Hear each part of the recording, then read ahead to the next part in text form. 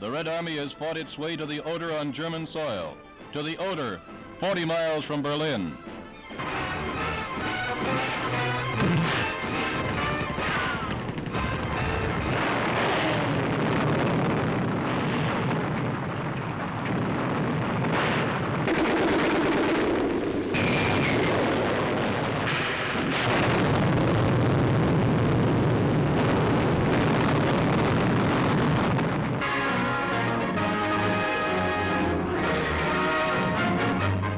In London, the Trades Union Congress met in one of the most important gatherings of world labor ever held.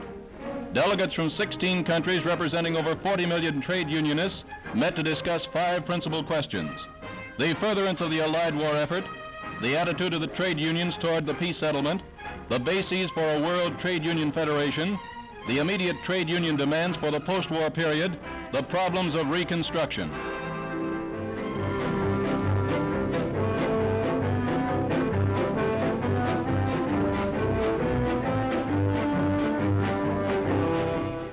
Delegates from free-fighting nations, from nations still overrun, even from neutral Sweden and Switzerland are welcomed by Sir Walter Citrine.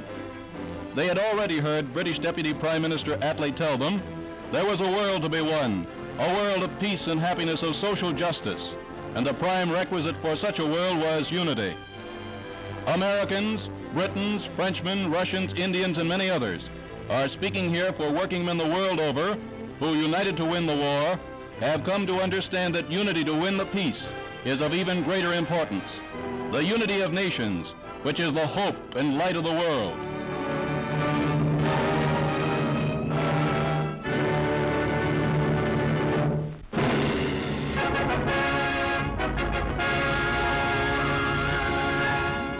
Through the night, ground crews of the American 8th Air Force ready their giant bombers at airfields all over England.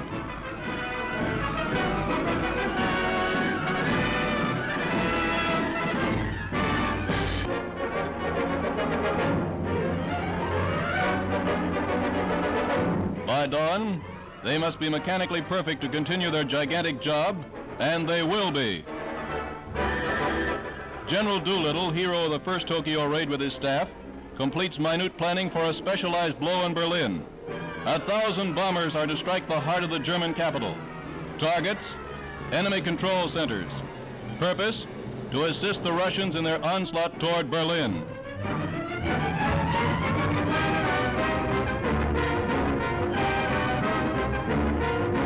Bombs of every type are stored in the bellies of the heavy bombers.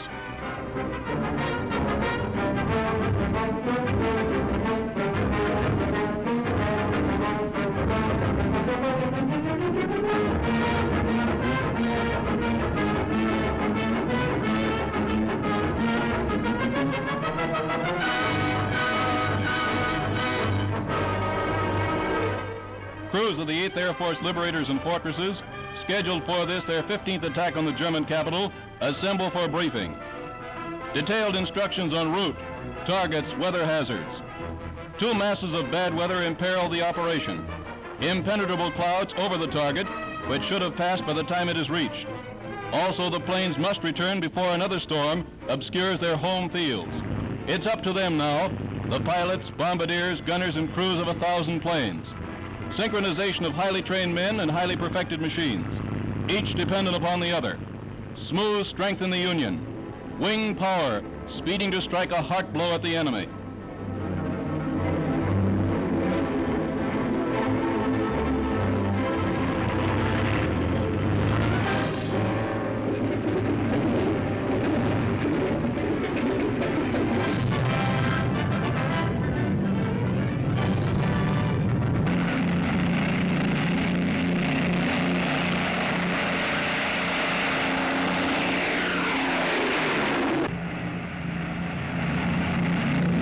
Three forces of 4-engine bombers assemble at dozens of airfields.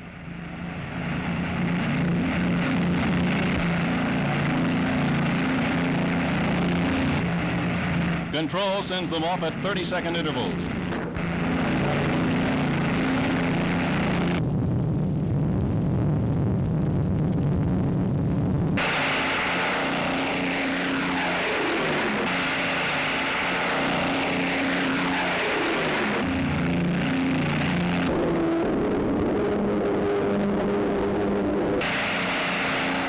encircle into a tightly packed column of formations 200 miles long.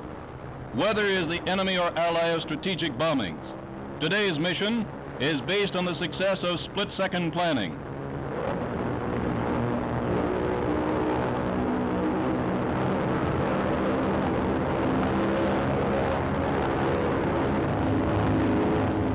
As the bombers reach for altitude, the crews don their oxygen masks.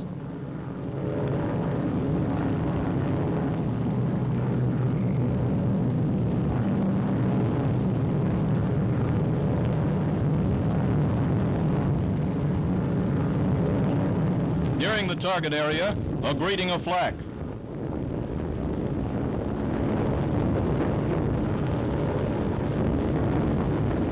Aerial cameras are switched on. The bomb bays open. On targets, bombs away.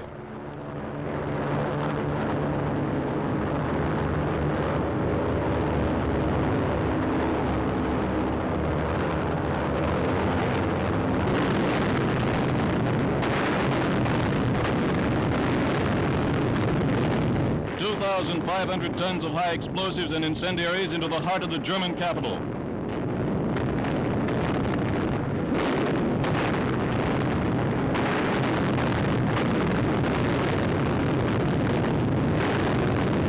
The score, 8 direct hits on the German Air Ministry, 8 concentrations of high explosives on the German War Office, the Reich Chancellery, Ministry of Propaganda, Gestapo headquarters, and Ministry of Agriculture. A 2-mile area in the center of Berlin, crumbling and in flames. In the words of one fortress radio operator, when Stalin's boys get to Berlin, they better bring a fire department.